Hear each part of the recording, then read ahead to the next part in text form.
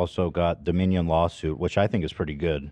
Yeah. How they were able to get all the texts from them and Yeah, I love that. discovery. It's really good. I'll show you guys the text. Tucker. So Dominion is the voting system that Trump, Fox News, and Newsmax and all these guys were saying their machines are not safe, and they helped facilitate the rigging of the election. Now, Dominion is suing all those people, specifically Fox News, for $1.9 billion in damages.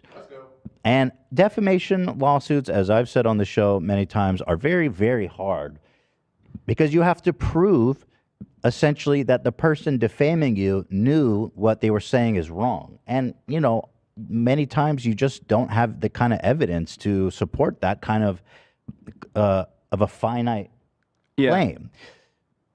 But what's happening with this Dominion lawsuit is really interesting. In the process of discovery, they obtained text messages from Tucker. They got text messages from Murdoch. They got text messages from that other big head guy, Hannity, yeah.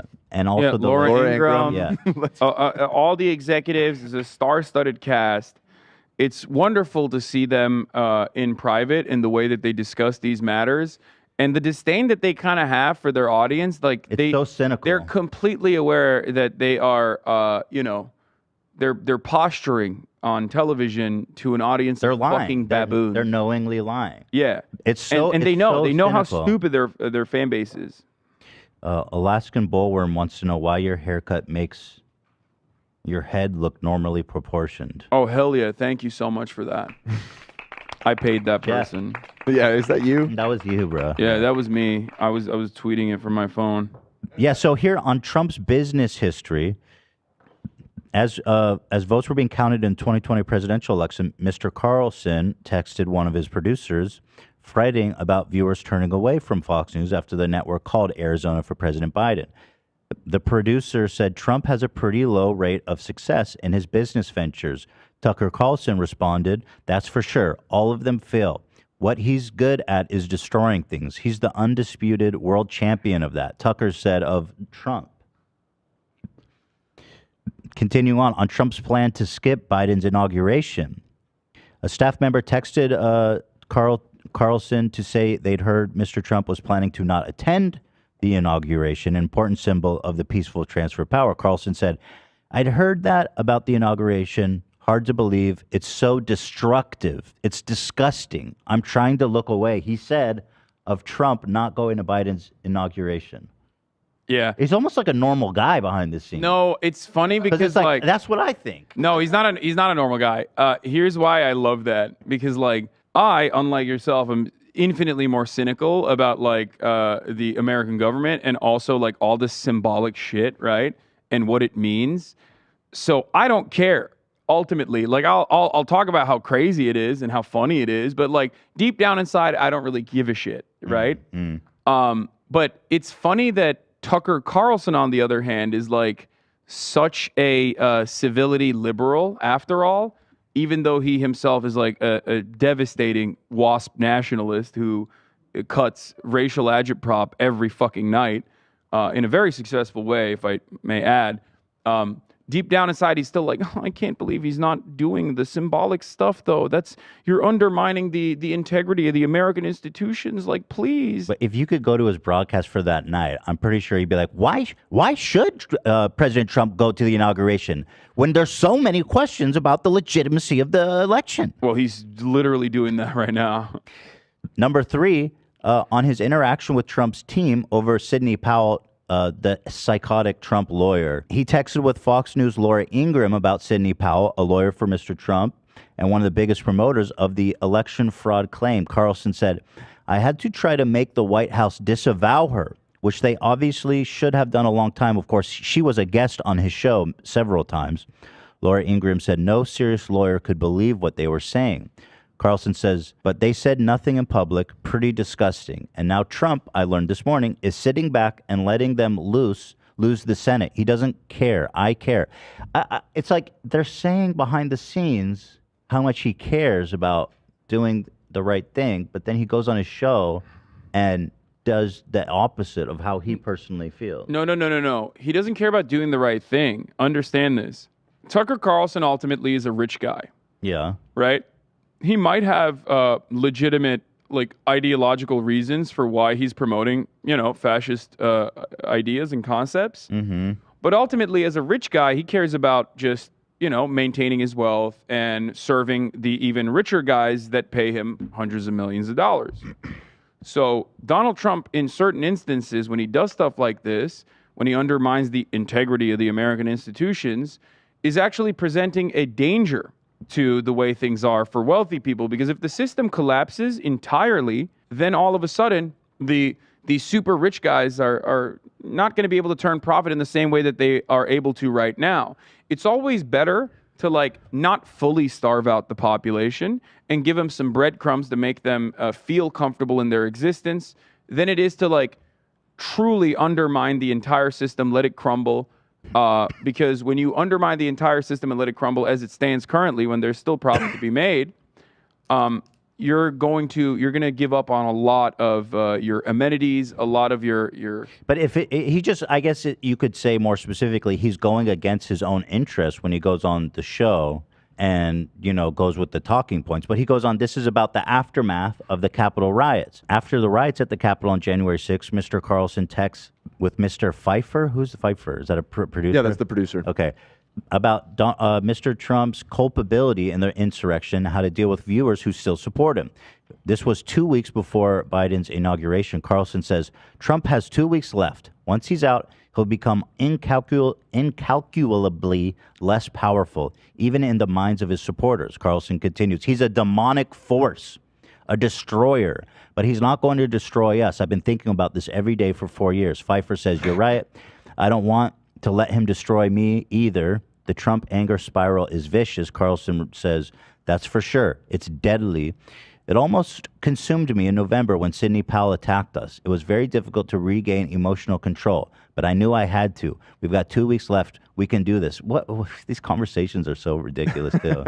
Well, Tucker Carlson, shouts out to Roger Ailes, rest in piss. But, like, Fox News as an institution was designed deliberately to be the propaganda arm of the Republican Party and the Republican interests, right?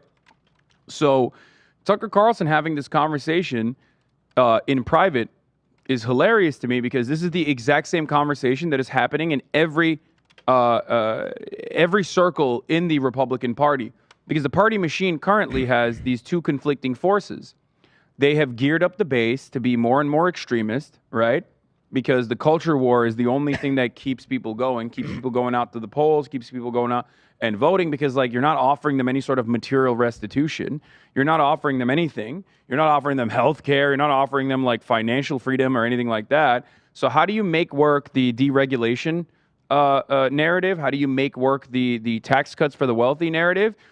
You shift the attention away, you pump up the American dream rhetoric, and then you shift the attention away from, like, the genuine damaging impacts that this kind of attitude has, this Reaganism attitude has on the economy as a whole, and you focus on marginal issues, culture war issues, and you create this culture war agenda. And you constantly have to push that button over and over again, and people demand more and more and more. So now you've gotten to a place where Donald Trump sees all of that and reads the room very well and is able to communicate the culture war narratives without the dog whistles, really. That's why he's so appealing. But when you do that, when you rush to your base of support that hard, you will cause instability. Mm-hmm. Like, Donald Trump, in many respects, was a victim of his own success. Yeah. The reason why the Republican Party is currently suffering electorally is because they caved to the demands of a hyper-vigilant, violent, extremist base of support that they have in the form of white Protestants, Mm-hmm. right? They make up a tiny percentage. Well, not tiny, but not a large enough percentage to, like, win elections nationally. Mm-hmm. But they capitulated to them. They created the Federalist Society. They set it up and designed systems to specifically concede to their demands. And once they got those demands, which were inherently anti-democratic, and the only way to achieve them was going against the wishes of the majority. When they did that so brazenly, all of a sudden people are like, what the fuck? I'm conservative, but like, you know, I have a daughter. And God forbid, what if she needs to get an abortion? I'm conservative, but I'm seeing young women all around the country who are not able to get medical procedures from their doctors because the doctors are afraid that they're going to go to jail when they have like and they're forced to give like stillbirth abortion. I mean, when they're forced to give birth to a stillbirth fetus, right? Yeah. This was my favorite one, by the way. And I'm wondering if Trump, I feel like, has to respond to this. He goes, on his desire to move on from Trump, Carlson said, Mr. Carlson texts with members of his staff 2 months after the 2020 election and 2 days before the insurrection at the Capitol building and looking forward to not having to cover Mr. Trump. Carlson said, we are very, very close to being able to ignore Trump most nights. I truly can't wait. He says, he continues, I hate him passionately. Carlson says he hates Trump passionately. And so I wonder if Trump's going to respond to that. But what's interesting about this is that you have proof, hard evidence, of Fox News pundits saying exactly the opposite of what they're saying on the air.